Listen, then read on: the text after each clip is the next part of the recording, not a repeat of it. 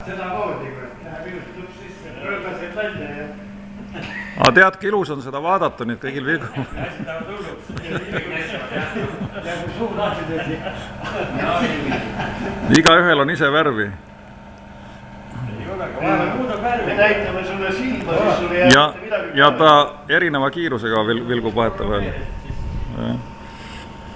Mikroprotsessor sisse toob. Mis asi seda värvi vahetab? Nii nagu raadiomajakad ja nii nagu need meremajakad, igal näitel oma sagedust. Järelikult igat nägu on veel võimalik identifitseerida. Mis teil seda vahetab? Ma küsikki kuradi kõige. Aga kaua ta liigutab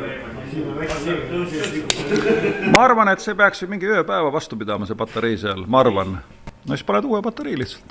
Annab kustutud annab või? Annab küll. Tegelikult ei anna, kui ma siselüsi enam ei anna, ei annab küll. Aga ta vait ka jääb. Ta on niimoodi, et lükkad selle väikse lüliti tagasi, siis on ja teine asi on, kui näpuga vajutad peale, siis... Täiesti piisab, et mõtle näikse paar täiesti. Siin vahet siin patareid ära, mis tühjast.